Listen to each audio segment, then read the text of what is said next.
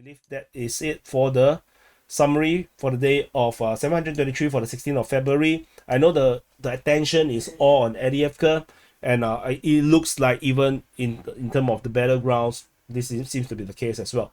So I'm going to go into the conclusions. So yeah, I just now started a bit which I should talk about in the conclusion.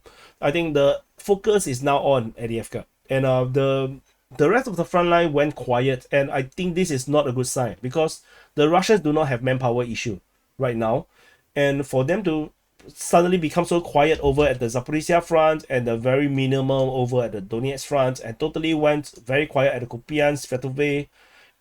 These are all a bit unnatural, I feel.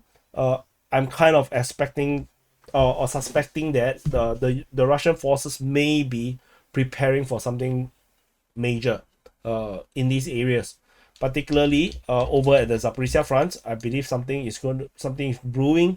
Donetsk front is something major is brewing as well on the western part. So I move in a bit. So I believe there's something major being brewed over in this area here. Currently, the Russians are attacking in this factor already. This sector we already know they are attacking. And then the latest report is about this attack towards Vodian and in the area of Voleda. But I suspect this area here, around the Novosibirsk, Velika Novosibirsk region, might be something brewing. But of course, this is just my speculation, and the Ukrainians are really struggling. AVDIIVKA is the strongest fortress and stronghold the Ukrainians have, I believe, across the entire front line.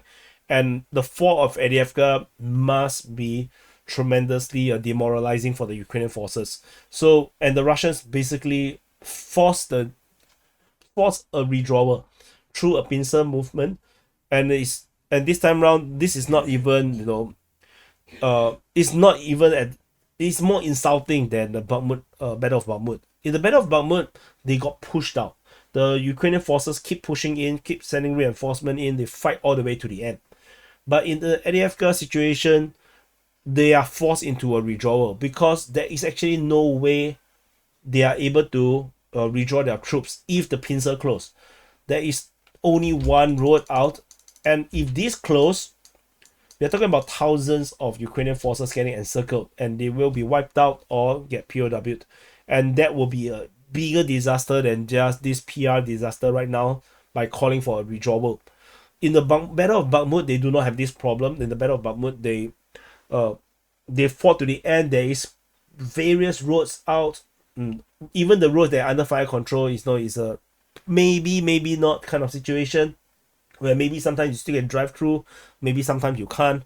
But in the current situation, in the Battle of AVDIIVKA is totally different. At this point of time, different from 1 year ago where the Battle of Bakhmut is happening. At this battle, the Russians have superior number of drones, superior number of even more powerful drones like the Lancet. They have air superiority, air supremacy. They have more artillery, a lot more, because the Ukrainians have low ammo. They don't have enough ammo to even do counter artillery actions.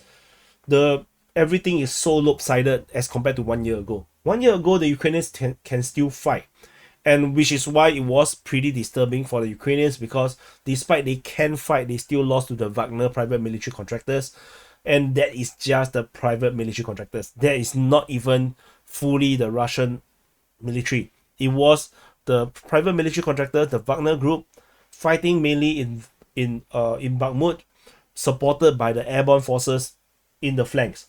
And then there's probably some Russian military asset that is helping in terms of artillery and air force airstrikes, but mostly is Wagner.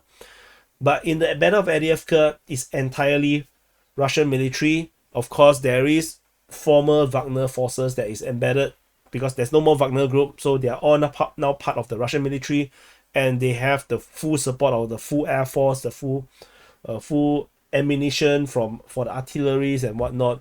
This is very, very lopsided, and I'm not sure what the Ukrainians can do. There debates. There are debates about the Ukrainians should have withdrawn much earlier, even 1 month ago. They should have already withdrawn from this position. But the reality is, you have to fight, somewhere. You can fight at AVDIIVKA, where you have the most number of defensive position. It is an entrenched position. It is a fortress. There is a lot of entrenchment, bunkers, and whatnot. It is prepared. This is a prepared position for a long battle.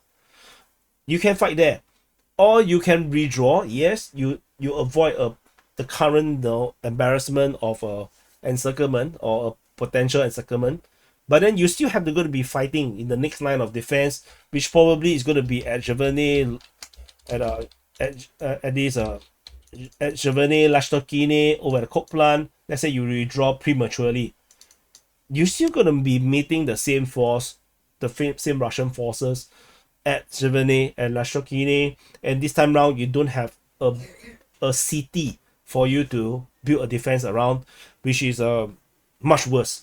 It's easier to defend it within a city because you have a lot more hiding spots. There is bunkers, the Soviet era bunkers, but when you go into the smaller towns, it's much harder.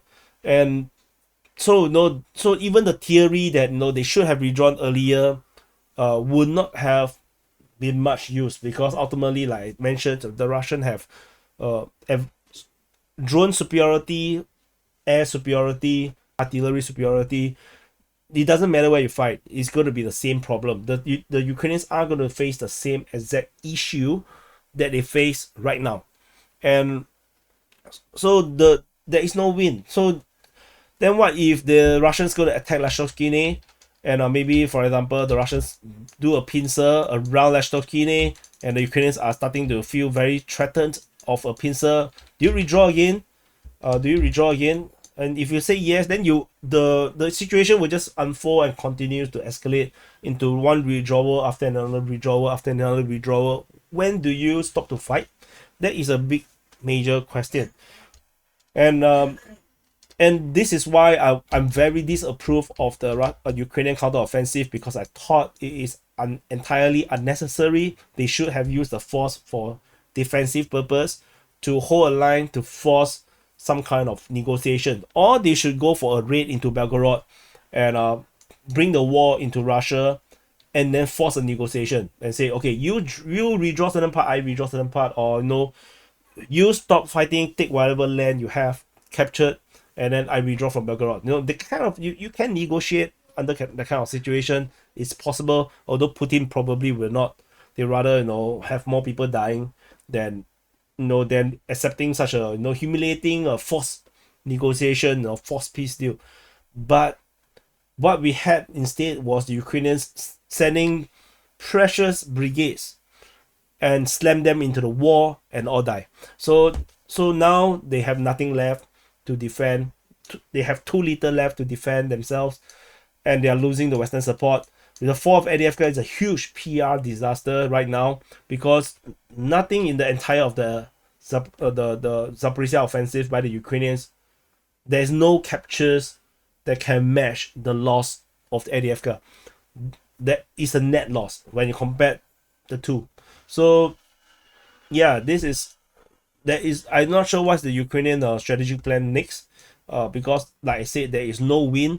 No matter where you build your defense, you're gonna be overpowered, by firepower and by manpower, by ammunition, logistics, and everything else. So I believe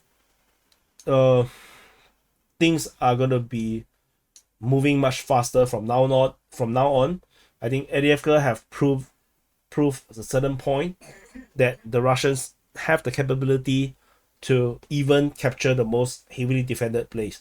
And I believe we are going to see a lot more concentrated actions, and to make big strategic move to encircle and force Ukrainian withdrawals, and we will start to see the front line change a lot more. And which means it's better for me, because it's more interesting and not so boring for me to report. But anyway, this is the conclusion, and thank you for watching. This is the summary for the day of 723 for the 16th of February. I may be mumbling a bit, but I'm not feeling exactly well, and it's been a bit of a long day. So let's see how this progress, and I'll see you guys in the next update.